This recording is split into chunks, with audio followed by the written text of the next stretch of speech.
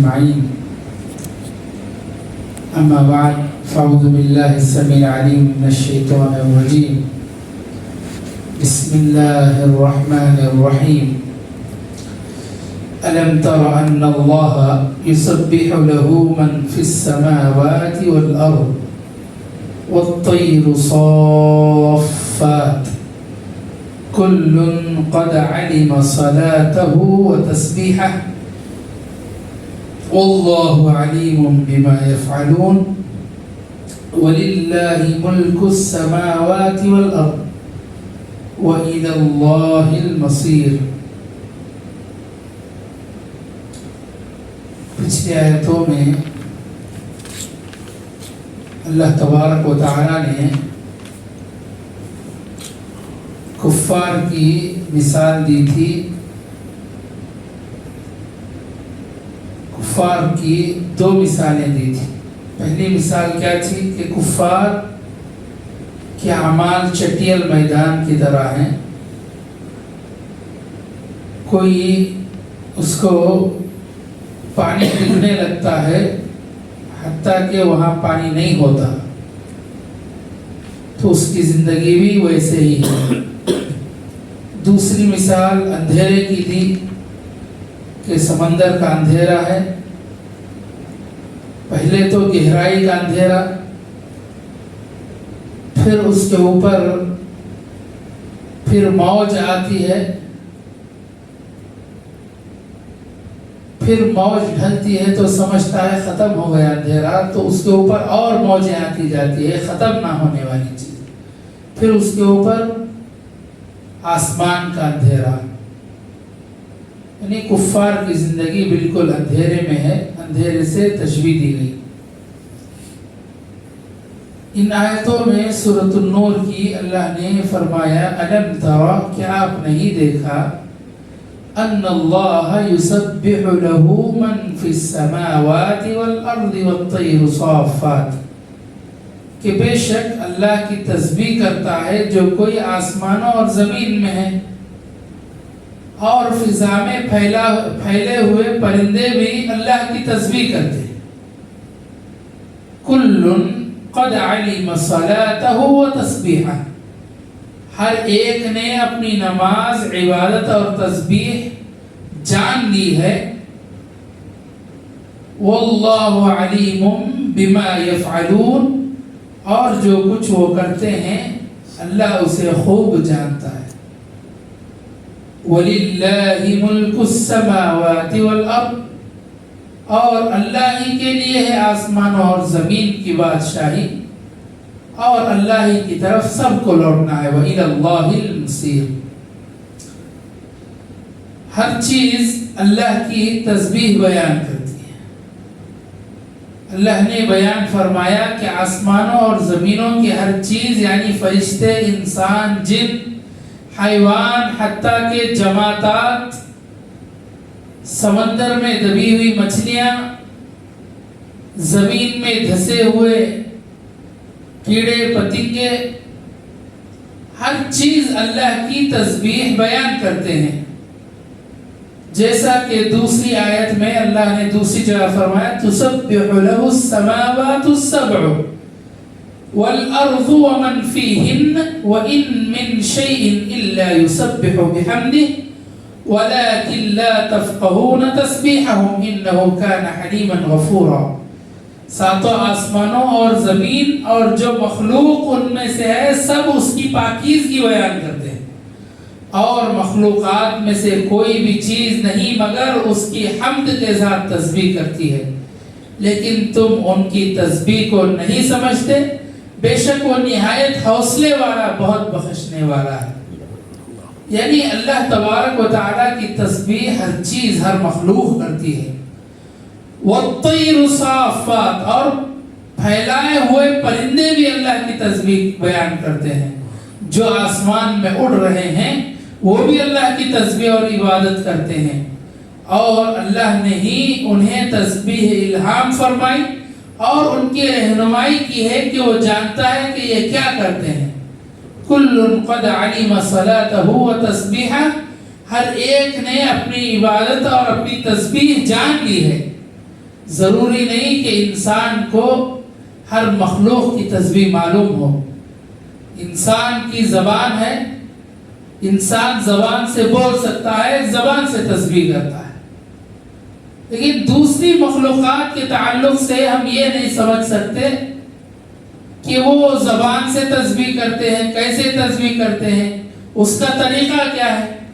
اللہ نے بیان کر دیا کہ وہ مخلوقات تسبیح کرتے ہیں تو ہم اس کو مان لیں گے، چونکہ تو اس پر ایمان لائیں گے. اچھا، دوسری بات یہاں سمجھنے کی کیا ہے؟ الم تر، کیا آپ نہیں دیکھا؟ نبی کریم صلی اللہ علیہ وسلم سے مخاطب ہیں اللہ، اور اسی طرح ساری امت سے مخاطب ہیں. اچھا، اگر نبی سے مخاطب ہیں تو یہاں ایک سوال پیدا ہوتا ہے. نبی سے کہا جا رہا ہے کہ آپ نے نہیں دیکھا کہ ساری مخلوقات تسبیح بیان کرتے ہیں، یہ زمین، یہ آسمان، یہ چرند پرند، یہ مچھلیاں، یہ کیڑے مکوڑے، ہر چیز بیان کرتے ہیں. اس کا مطلب کیا ہے کہ اللہ تبارک و تعالی وحی کرتا ہے. اس کا مطلب یہ نہیں کہ آپ صلی اللہ علیہ وسلم غیب جانتے ہیں. ہاں، آپ صلی اللہ علیہ وسلم غیب دان نہیں تھے. قرآن مجید نے خود فرمایا کہ غیب کا علم صرف اللہ کو ہے. غیب کا علم، نبی فرماتے ہیں کہ غیب کا علم مجھے بھی نہیں ہے، صرف اللہ تبارک و تعالیٰ کو ہے.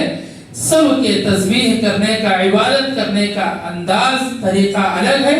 اللہ نے ان کو سکھا دیا ہے. واللہ علیم بما یفعلون، اور جو کچھ وہ کرتے ہیں اللہ اسے خوب جانتا ہے. وَلِلَّهِ مُلْكُ السَّمَاوَاتِ وَالْأَرْضِ، اور اللہ ہی کے لیے ہے آسمانوں اور زمین کی بادشاہی، اور اللہ ہی کی طرف سب کو واپس جانا ہے. اللہ تبارک و تعالیٰ نے اس آیت میں اپنی بادشاہی کا ذکر فرمایا، اپنی قدرت کا ذکر فرمایا کہ آسمان و زمین کی ساری مخلوقات، کائنات کی ساری مخلوقات، خود کائنات اللہ کی ہے. اللہ تبارک و تعالیٰ ان کا بادشاہ ہے. دلیل کیا ہے؟ دلیل یہی ہے کہ اللہ تبارک و تعالیٰ نے ہم سب کو پیدا کیا. اللہ نے انبیاء کو نازل کیا، اس کے ذریعے اپنی دعوت کو عام کیا، اور پھر اللہ تبارک و تعالیٰ قیامت کی عین الجبابرہ، کہاں ہیں جابر لوگ جو دنیا میں بہت لوگوں پر ظلم کیا کرتے تھے؟ قیامت کے دن اگر کوئی ہے تو صرف اللہ تبارک و تعالیٰ کی ذات ہے. اللہ کی ذات کے سامنے کوئی بادشاہ، کوئی جو ہے ظالم، کوئی انسان، کوئی مخلوق ٹک نہیں سکتی. یہ اللہ تبارک و تعالیٰ کی بادشاہی ہے، اور اللہ تبارک و تعالیٰ کی بادشاہی کا حق یہ ہے کہ سب کو اسی کی طرف جانا ہے. جب اللہ نے دنیا میں کسی انسان کو بھیجا ہے تو پھر انسان کو اٹھا بھی لیا جائے گا اور قیامت قائم ہوگی. مسلمانوں میں اکثر لوگ قیامت کی نکیر کرتے ہیں کہ قیامت کوئی چیز نہیں ہے، یہ بس ہمارے دل کے بہلانے کے لیے ہے. نعوذ باللہ من ذالک. کئی لوگوں نے قبر کے انکار کیا. قبر کے اندر جو سوالات ہوتے ہیں، قبر کے جو عذابات ہوتے ہیں، اس کا انکار کیا. اور اسی طرح کئی لوگوں نے قیامت کا انکار کیا. ہندوستان میں کئی لوگ ایسے گزرے ہیں جنہوں نے جنت اور جہنم کا انکار کیا. یہ سب لوگ کون ہیں؟ جو دنیا کی پرستش کرتے تھے، دنیا کو سب کچھ جانتے تھے، لیکن انہیں کون بتائے کہ انسان جب اس دنیا میں آتا ہے اچھا کام بھی کرتا ہے، برا کام بھی کرتا ہے. ایک انسان 1000 لوگوں کو قتل کرتا ہے، پریشان کرتا ہے، ظلم کرتا ہے، کیا اس کا خاتمہ دنیا میں ختم ہو جائے گا؟ سوچنے کی بات ہے. اگر وہ دنیا میں مر گیا تو نیک اور بد میں فرق کیسا ہوگا؟ نیک اور بد میں فرق کرنے کے لیے اللہ نے قیامت کو اور حشر کے میدان کو قائم کیا ہے، اور اس کی دلیلیں بہت ہیں۔ قرآن مجید آ کر اٹھا کر دیکھ لیں، قیامت کی دلیلیں بہت ہیں، حشر کی دلیلیں بہت ہیں، جنت و جہنم کی دلیلیں بہت ہیں، قبر کے عذابات کی، اور قبر میں اگر کوئی نیک انسان ہے تو اس کے لیے نعمتوں کی دلیلیں بہت ہیں۔ اس کو جاننا ضروری ہے، ورنہ تھوڑی اسلام کی باتیں جان کر لوگ کیا کرتے ہیں؟ فتویٰ لگانے لگتے ہیں۔ ہندوستان میں پچھلے زمانے میں کئی لوگ ایسے گزرے ہیں جنہوں نے ان سب چیزوں کا انکار کیا ہے، نعوذ باللہ۔ تو لہٰذا معلوم یہ ہوا کہ اللہ تبارک و تعالیٰ ہی بادشاہی ہے، اسی کی بادشاہی ہے آسمان و زمینوں میں، پھر اسی کی طرف ہم سب کو جانا ہے، لہٰذا اس کے لیے توشہ تیار کرنا چاہیے۔ لہٰذا اللہ کی طرف جانے کے لیے ہم تیار رہیں۔ لہٰذا اللہ تبارک و تعالیٰ نے اس تیاری کو بتا دیا ہے کہ اللہ اور اس کے رسول کی اطاعت کریں، لیکن ہم کیا ہے؟ اللہ کے پاس چلے جاتے ہیں، ہمارے پاس ہاتھ خالی پڑے ہیں، توشہ نہیں ہے ہمارے پاس۔ کئی صحابہ کے واقعات ہیں، آپ نے بارہا سنے ہوگے کہ حضرت ابو ہریرہ اور دیگر صحابہ اکرام موت کے وقت جو ہے رونے لگتے ہیں۔ صحابہ کہتے ہیں کیا موت سے ڈرے ہوئے ہیں یا دنیا سے جانے کا غم ہے؟ کہتے ہیں کہ دنیا سے نہ جانے کا غم ہے نہ موت کا غم ہے، ایسے سفر پر جا رہے ہیں، توشہ تو ہے لیکن معلوم نہیں کہ توشہ کب ختم ہو جائے گا، سفر لمبا ہو جائے گا۔ یہ چیز ہمارے اندر نہیں ہے۔ اللہ کی طرف لوٹ کر جانا ہے تو کیا کرنا ہے؟ توشے کو انشاءاللہ رکھ کر آخرت کی فکر کرنا ہے۔ انشاءاللہ اس پر غور کرنے کی ضرورت ہے۔ آخر میں اللہ سے دعا ہے کہ اللہ تبارک و تعالی ہم تمام کو کہنے سننے زیادہ عمل کی توفیق عطا فرمائے۔ آمین۔ وآخر دعوانا الحمدللہ رب العالمین۔